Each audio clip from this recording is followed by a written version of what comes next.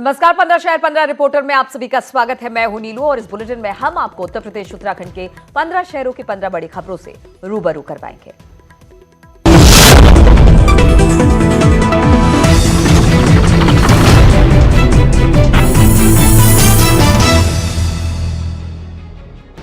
उत्तर प्रदेश दिवस के 3 दिवसीय कार्यक्रम के दौरान बहुत सारी प्रदर्शनियां लगाई गई हैं, जिसमें एक सबसे अलौकिक प्रदर्शनी है जिसमें भगवान राम की विश्व यात्रा विषय पर आधारित उत्तर प्रदेश दिवस पर, जिसमें भगवान राम की एक तस्वीर भी आपको झलक रही है। और बाकायदा अयोध्या शोध संस्थान संस्कृति विभाग की तरफ से आप देख सकते हैं कि ये जो धनुष है ये बनाया गया, इसको बाकायदा इस पर मालाएं रखी गई हैं। भगवान राम का जो खड़ाऊं है वो इसमें विधिवत दिखाया गया है। जो तीर है भगवान राम के, ये बड़े बड़े तीर बनाए गए हैं। आप देख सकते हैं इन तस्वीरों में कि बाकायदा जो तैयारी की गई है, तीर बनाए गए और काफ़ी बड़े बड़े तीर बनाए गए, इनको दिखाने की कोशिश की। और जो धनुष है, धनुष बाकायदा बड़ा धनुष बनाया गया और माले से इसको जो इसका गांडीव है वो बनाने की कोशिश की गई। और खड़ाऊं काफ़ी बड़ा आपको खड़ाऊं दिखेगा कि जो इसका अवलोकन भी मुख्यमंत्री की तरफ से किया गया है। तो कहीं ना कहीं ये राम की जो विश्व यात्रा है, बाकायदा कैसे कैसे यात्रा चली, आप दाहिने तरफ अगर आप देखेंगे तो बाकायदा राम की विश्व यात्रा कहाँ कहाँ गए और कैसे कैसे उसको प्रदर्शनी के जरिए उकरने की कोशिश की गई। और जो अलग अलग देशों के कलाकार रामलीला करते हैं उन सबको इस प्रदर्शनी में शामिल किया गया है। यानी जो सरकार की तैयारी है इस तैयारी में भी कहीं ना कहीं भगवान राम की जो सरकार की जो जिस तरह से अयोध्या को लेकर सरकार गंभीर रहती है, मंदिर को लेकर गंभीर रहती है, इन तस्वीरों से कम ये साफ होता है कि इस उत्तर प्रदेश दिवस में भी भगवान राम के जो धनुष है, तीर है, जो उनके खड़ाऊं है उनको बनाया गया है। तो कहीं ना कहीं सरकार की तरफ से कोशिश है कि भगवान राम का नाम जो है वो विश्व पटल पर स्थापित किया जाए। और सरकार की जो कोशिश है ये कामयाब भी होती नजर आ रही है। वीडियो गोपीगिरी के साथ अजीत सिंह, न्यूज 18 लखनऊ। 15 फरवरी को प्रधानमंत्री नरेंद्र मोदी का अपने संसदीय क्षेत्र वाराणसी आने का कार्यक्रम है। इस बार भी प्रधानमंत्री अपने संसदीय क्षेत्र को कई सारी सौगातें देंगे और इन सौगातों में जो सबसे खास होगा वो वाराणसी का चौका घाट कैंट लहरतारा फ्लाईओवर है। ये वही फ्लाईओवर है और ये वही जगह है जहाँ पर मई 2018 में हादसा हुआ था और जिसमें 15 लोगों की जान चली गई थी और कई लोग घायल हुए थे। हादसे के बाद पूरे देश में इस पुल को लेकर सियासत तेज हुई थी। हालांकि मुख्यमंत्री ने इस पुल पर जो हादसा हुआ था उस पर सख्ती दिखाते हुए कई सारे अफसरों को निलंबित किया था और कई सारे अफसर अब भी जेल में हैं। तो न केवल कार्रवाई की मुख्यमंत्री ने, बल्कि इसके बाद इस पुल की लगातार समीक्षा की गई। हर समीक्षा बैठक में इस पुल का मुद्दा उठता रहा और कई बार इसकी समय सीमा बढ़ाई गई, लेकिन अब जाकर ये पुल तैयार हो गया है। और अब मैं आपको दिखा सकता हूँ कि अब यहाँ पे फिनिशिंग का काम जारी है, यहाँ पर पुल को फिनिशिंग दी जा रही है। तो 15 फरवरी को प्रधानमंत्री नरेंद्र मोदी इसको जनता के सुपुर्द कर सकते हैं। बता दें कि अगर आप जीटी रोड से वाराणसी आते हैं तो यही पुल जो है वाराणसी में एंट्री पॉइंट होगा। और साथ ही साथ इस पुल को बन जाने के बाद जो अभी तक जाम लग रहा है, ये जाम भी काफ़ी हद तक खत्म हो जाएगा और शहर के अंदर से होकर जीटी रोड नरेंद्र मोदी इस पुल को जनता को सुपुर्द करेंगे। कैमरा पर्सन पंकज सिन्हा के साथ उपेंद्र द्विवेदी, न्यूज़। मुख्यमंत्री योगी आदित्यनाथ आगामी 27 जनवरी को अपनी गंगा यात्रा के दौरान हस्तिनापुर में रात्रि विश्राम करेंगे। आजकल हस्तिनापुर का चेहरा, हस्तिनापुर की रौनक बस देखते ही बनती है। ये वही मंदिर है जहां पर पांडव पूजा करने के लिए आया करते थे। यहाँ की दीवारों को भी पेंट किया जा रहा है।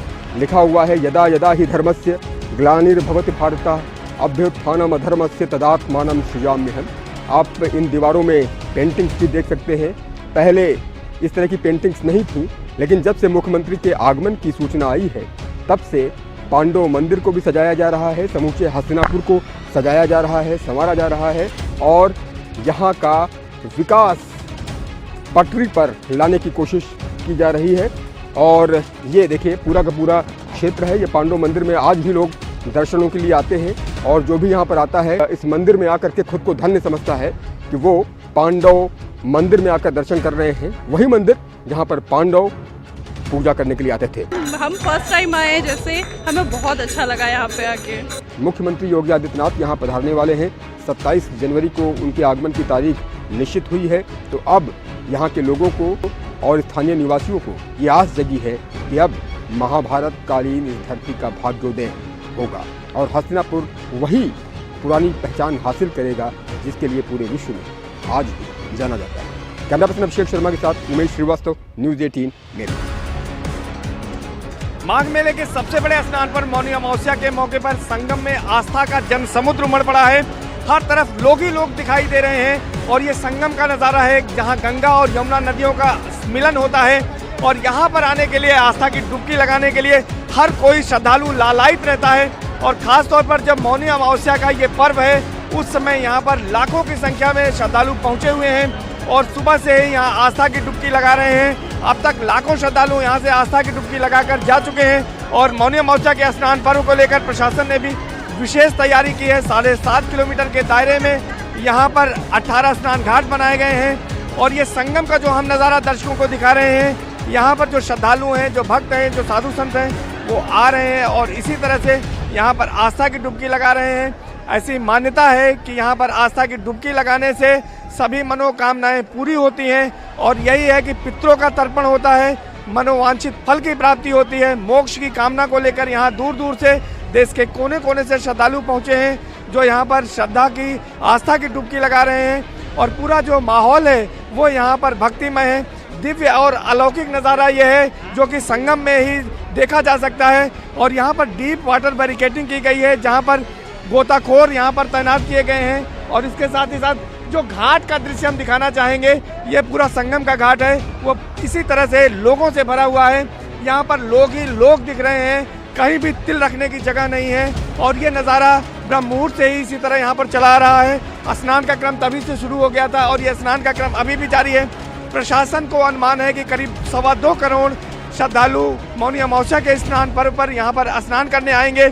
इसको लेकर प्रशासन ने यहाँ पर व्यापक सुरक्षा के भी इंतजाम किए हैं। 174 हाई रेजोल्यूशन CCTV कैमरे लगाए गए हैं। ड्रोन से मॉनिटरिंग की जा रही है। तमाम अधिकारी लगातार यहाँ पर चौकसी बरत रहे हैं, लगातार यहाँ पर भ्रमण कर रहे हैं। और जो संगम का नज़ारा है, यहाँ पर आने के लिए तमाम श्रद्धालु लगातार दूर दूर से यहाँ पर पहुँच रहे हैं। हालांकि तमाम घाट बनाए गए हैं, लेकिन जो सबसे ज़्यादा भीड़ है वो संगम की है, क्योंकि यहाँ के बारे में ज़्यादा मान्यता है कि यहाँ पहुँचना लोग ज़्यादा बेहतर मानते हैं। तो इस तरह का यहाँ पर नज़ारा है और लगातार श्रद्धालु यहाँ पहुँच रहे हैं। और जिस गति से यहाँ पर स्नान चल रहा है, वो देर शाम तक इसी तरह से स्नान यहाँ पर चलने की पूरी उम्मीद है।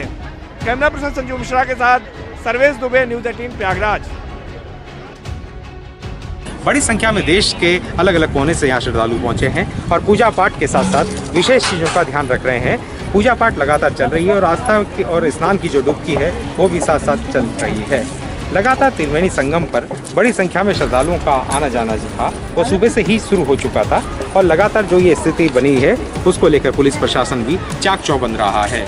अभी हम जानते हैं, हमारे साथ तीर्थ पुरोहित हैं, उनसे कि आज मौनी अमावस्या का क्या महत्व है और क्यों आस्था की डुबकी आज लगाई जा रही है। पंडित, क्या महत्व है? आज मौनी अमावस्या है। मौनी अमावस्या के दिन आपको मौन रहा जाता है। और दूसरा ये है कि मौनी अमावस्या के दिन जो भी दान पुण्य करते हैं, इसका विशेष फलदायक होता है और रुका हुआ कार्य भी पूर्ण होता है। दान पुण्य का विशेष महत्व होता है और त्रिवेणी के संगम पर लगातार सुबह से ही आस्था की डुबकी के साथ साथ दान पुण्य का कार्य भी चल रहा है। ऋषिकेश से आशीष डोभाल, न्यूज़ 18। ताज के सार आगरा में फूलों की डिमांड बढ़ी है और इस समय चूंकि सीजन है तो आगरा के बाजार में थाईलैंड से लेकर के सिंगापुर तक के फूल उपलब्ध है और लोग बड़ी खुशी खुशी इन फूलों को अपने घरों पर ले जा रहे हैं। ट्रेंड भी बदला है। शादियों में पहले बारातियों को स्वागत जिस तरह किया जाता था, उस परंपरा को बदलकर अब प्रत्येक बाराती को गुलाब का एक फूल देकर के स्वागत किया जाता है। तो ये ट्रेंड बदला है ताज के सार आगरा में।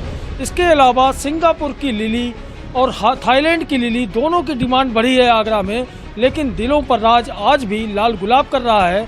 तो बंगलुरु का जो गुलाब आता है या फिर आगरा का गुलाब, दोनों की डिमांड सबसे ज़्यादा है। फ्लावर जो है वो सबसे पहली बात तो खुशियाँ लाता है। किसी का बर्थडे हो, शादी हो, तो वहाँ पे आप फ्लावर एक ऐसी चीज़ है जो आप दूसरे को गिफ्ट कर सकते हैं, जो उसे बहुत ही खुशी देगा, क्योंकि प्राकृतिक है एक तो। और सबसे बड़ी बात, मुझे खुद भी रेड रोज़ बहुत पसंद है। आजकल लोग डेकोरेशन में, शादियों में किसी का स्वागत करने के लिए फ्लावर्स का सबसे ज़्यादा यूज़ करते हो। रेड रोज़ ये तो ऑब्वियसली प्यार का तो है ही है और वैसे भी लोगों को बहुत पसंद है। इस समय वैलेंटाइन डे आ रहा है तो ऐसे में गुलाबों की खपत और ज़्यादा बढ़ गई है। कैमरामैन बंटी के साथ हिमांशु त्रिपाठी, न्यूज़ 18 आगरा। बैंकों के साथ धोखाधड़ी करने वालों की एक लंबी फहरिस्त है। उसमें एक नाम उदय देसाई का भी जुड़ चुका है, जिसने 3500 करोड़ रुपए की हेराफेरी की।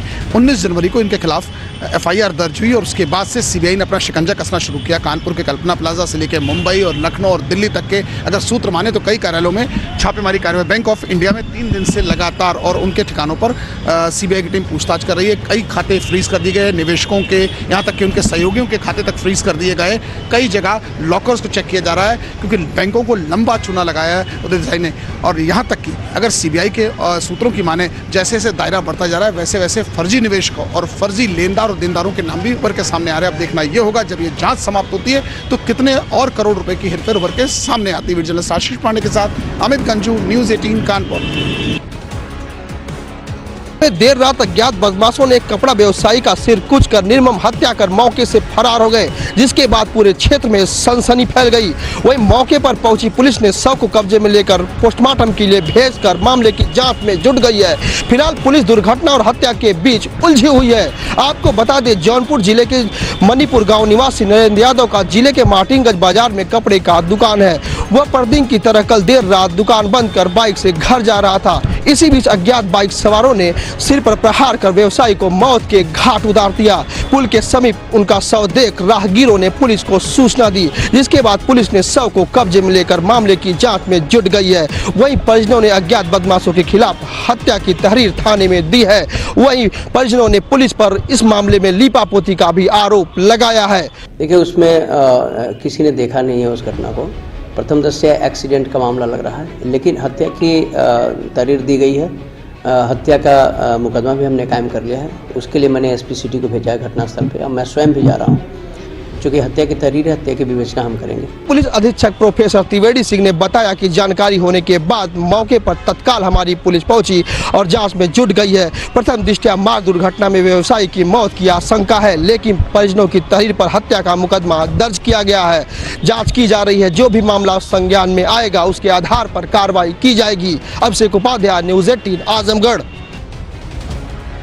पायलट और ट्रेन गार्ड के बीच परस्पर संचार का माध्यम बना रहे, इसके लिए रेलवे उनको वॉकी टॉकी देती है। ऐसे में झांसी मंडल के 52 वॉकी टॉकी फिलहाल बेहिसाब हैं। बताया जा रहा है कि जिन गार्डों को, जिन लोको पायलटों को वॉकी टॉकी दिया गया था परस्पर बात करने के लिए, वो या तो रिटायर हो गए हैं या फिर उनकी ड्यूटी ओवर हो गई है। बावजूद इसके अब तक वॉकी टॉकी को रेलवे कार्यालय में जमा नहीं कराया गया है। तो कहीं ना कहीं रेल यात्री सुरक्षा को लेकर के जो वॉकी टॉकी इस्तेमाल किए जाते हैं वो फिलहाल बेहिसाब हैं। ऐसे में रेलवे में महकमे में हड़कंप मचा हुआ है कि आखिर 52 वॉकी टॉकी कहाँ चले गए हैं। कुछ जो गार्ड है वो सेवानिवृत्त हो गए हैं, बावजूद इसके उन्होंने अब तक कोई भी वॉकी टॉकी नहीं जमा किया है। ऐसे में सवाल उठता है कि आखिर ये 52 वॉकी टॉकी है कहाँ। फिलहाल रेलवे की अफसर चुप्पी इस मामले को पेचीदा भी बना रही है। अश्विनी मिश्रा, न्यूज़ 18 झांसी। रेल यात्रियों की मुसीबतें कम होने का नाम ही नहीं ले रही हैं। कोहरे और ठंड के कारण जिन ट्रेनों को 30 जनवरी तक निरस्त किया गया था, अब उनको बढ़ा के 29 फरवरी तक कर दिया गया है। पूर्वोत्तर रेलवे की 30 ट्रेनों को निरस्त किया गया है। 24 ट्रेनों के फेरों में कमी की गई है। साथ ही 3 ट्रेनों को मार्ग परिवर्तित कर चलाया जा रहा है। और ये सारी कवायद इसलिए की गई थी कि कोहरे में जो ट्रेनें रेगुलर चल रही हैं वो लेट ना हो, जबकि इस कोहरे में ही ट्रेनें 10 से 12 घंटे तक लेट चली हैं और जो यात्री थे उसमें वो ठंड के मारे उसमें परेशान हुए हैं। हालांकि ट्रेनों के लेट लतीफ़े पे पूर्वोत्तर रेलवे के CPRO का कहना है कि जो टाइम था पहले 64% था, इस बार करीब 74% के करीब आया है। यानी कि जो पंक्चुअलिटी रेट है उसमें हम लोगों ने सुधार किया है। 100% सुधार नहीं हुआ है। 100% सुधार करने में वक्त लगेगा और आने वाले वक्त में उसको सही कर लिया जाएगा। अखिलेश पांडे के साथ रामगोपाल द्विवेदी, न्यूज़ 18 गोरखपुर। अलीगढ़ मुस्लिम यूनिवर्सिटी में CAA और NRC को लेकर छात्रों का धरना प्रदर्शन लगातार जारी है कि फैजुल हसन जो पूर्व छात्र संघ के अध्यक्ष हैं, उन्होंने एक तकरीर के दौरान एक बयान दिया था कि वो जिस देश को चाहेंगे उसे बर्बाद कर देंगे। आपको बता दें, इस मामले ने इतनी तूल पकड़ ली है कि अब भाजपा के नेताओं का कहना है कि जैसे मन्नान वानी और अफजल गुरु की समस्या दूर कर दी थी, ऐसे ही फैजुल हसन की भी समस्या दूर कर देंगे। तो अब पूरे मामले में पुलिस ने हालांकि संज्ञान लेते हुए थाना सिविल लाइन के अंतर्गत धारा 153A के तहत मुकदमा दर्ज कर कार्रवाई कर ली है।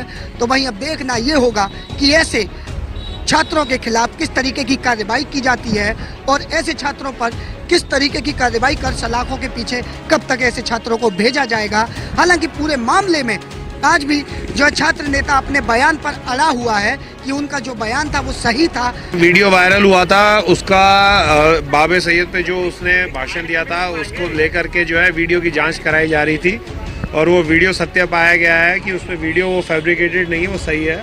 उसी के आधार पे हमको कंप्लेंट मिली थी, उसी कंप्लेंट पे हम लोगों ने FIR उसके खिलाफ में करवाई है। Thank you. सिविल लाइन थाने में मुकदमा दर्ज हुआ है 153A IPC के तहत। वो उस कौम से हैं जहां जिस देश को चाहेंगे वहां बर्बाद कर देंगे।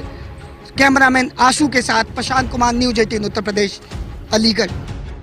उत्तर प्रदेश के मुरादाबाद के कंपनी बाग का ये वो हिस्सा है जहां पहले कभी आवारा पशु दिन भर मटर गश्ती करते थे, गंदगी फैलाते थे, लेकिन मुरादाबाद के मेयर विनोद अग्रवाल ने अपनी पत्नी स्वर्गीय और मुरादाबाद की पूर्व मेयर वीना अग्रवाल की याद में एक पार्क बनवाया है। उसकी बराबर में ही ये 3 करोड़ रुपए से ज़्यादा खर्च कर एक चिल्ड्रन पार्क बनवाया गया है जहाँ लाइट एंड साउंड सिस्टम लगाया जाएगा और ताकि मुरादाबाद की जो हिस्ट्री है वो लोगों को बताई जाए। जो लोग यहाँ बाहर से आएंगे उनको भी घूमने का एक स्थान मिलेगा। मेयर विनोद अग्रवाल ने बताया कि एक मुनासिब जो है टिकट रखा जाएगा, विचार विमर्श करने के बाद, कमेटी से बात करने के बाद कि इसका कितना टिकट रखा जाए। कम मूल्य पे मुरादाबाद के लोगों को एक घूमने का स्थान मिलेगा और साथ ही मुरादाबाद में सबसे ऊंचा जो एक झंडा लगाया गया है लगभग 45 मीटर की ऊंचाई का है। नगर निगम की माने तो मुरादाबाद का ये झंडा उत्तर प्रदेश का सबसे ऊंचा झंडा है। समुद्र तल से अगर इसकी ऊंचाई मानी जाए तो 45 मीटर ऊंचाई बताई जा रही है। तो मुरादाबाद के लोगों को ये पार्क दिया है। आज उत्तर प्रदेश के कैबिनेट मंत्री भूपेंद्र सिंह चौधरी ने इस पार्क का उद्घाटन कर मुरादाबाद के लोगों को ये पार्क समर्पित किया। वीडियो जर्नलिस्ट सागर रस्तोगी के साथ फरीद शमसी, न्यूज़ 18 मुरादाबाद। देहरादून की ट्रैफिक व्यवस्था में सुधार लाने के लिए एक बार फिर डीआईजी अरुण मोहन जोशी ने देहरादून में वन वे जो प्लान है वो जारी किया है। इसे हमने काफ़ी स्टडी करने के बाद तैयार किया है और हम लोग को उम्मीद है कि जो ट्रैफिक का कंजेशन है वो काफ़ी हद तक इससे कम होगा और जहाँ पर भी समस्या आ रही है उनको हम स्टडी कर रहे हैं और जो भी इश्यूज अभी जो ट्रायल के दौरान हमारे सामने आए हैं, जब हम इसको फाइनली इंप्लीमेंट करेंगे तो सभी को एड्रेस करते हुए करेंगे। देहरादून की समस्या है क्योंकि देहरादून हमेशा ट्रैफिक जाम की हमेशा समस्या से जूझता रहता था, लेकिन आज आप देख सकते हैं कि घंटाघर पे हम खड़े हैं। यहाँ पे वन वे ये प्लान है। एक रूट सीधे राजपुर रोड को ले जा रहा है, दूसरा रूट कनक चौक होते हुए दर्शन लाल चौक और इसी रोड की तरफ यहाँ पे डाइवर्ट किए गए। भले अभी शुरुआती दौर है, लोगों को काफ़ी समस्याएं भी हो रही है, कई दिक्कतों का भी लोगों को सामना करना पड़ रहा है, लेकिन डीआईजी अरुण मोहन जोशी का ये कहना है कि आगे आने वाले दिनों में जब ये प्लान पूरी तरह से धरातल पे आएगा तो कहीं ना कहीं ये सक्सेस होगा। कैमरा पर्सन दीपक उपाध्याय के साथ मैं सत्येंद्र वर्तवाल, न्यूज़ 18 देहरादून।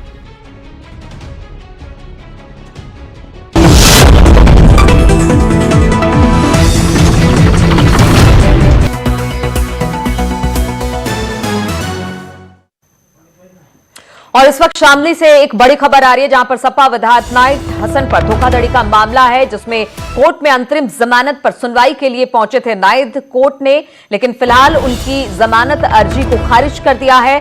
कोर्ट से ही सपा विधायक को अब जेल जाना पड़ सकता है। फास्ट ट्रैक कोर्ट में पेश हुए थे सपा विधायक नाहिद हसन। विधायक पर धोखाधड़ी से जमीन बेचने का आरोप है। पिछले काफी समय से फास्ट ट्रैक कोर्ट में चल रहा था ये पूरा मुकदमा। तो अब जिस तरह से सुनवाई के लिए पहुंचे थे नाहिद हसन, अंतरिम जमानत पर यह सुनवाई होनी थी, पूरा मामला धोखाधड़ी से जुड़ा हुआ है, लेकिन अब कहा यह जा रहा है कि कोर्ट ने विधायक की जमानत अर्जी को खारिज कर दिया है और अब कोर्ट से ही सपा विधायक को जेल जाना लगभग तय माना जा रहा है। फास्ट ट्रैक कोर्ट में पेश हुए थे सपा विधायक नाहिद हसन और विधायक पर धोखाधड़ी से जमीन बेचने का आरोप था। पिछले काफी समय से फास्ट ट्रैक कोर्ट में यह पूरा मुकदमा चल रहा था।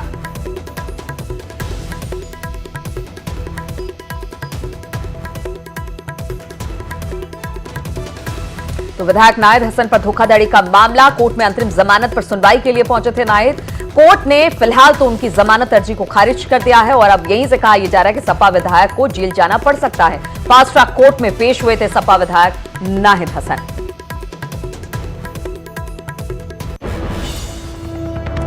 तो इन तमाम खबरों के साथ इस बुलेटिन में फिलहाल इतना ही। नमस्कार।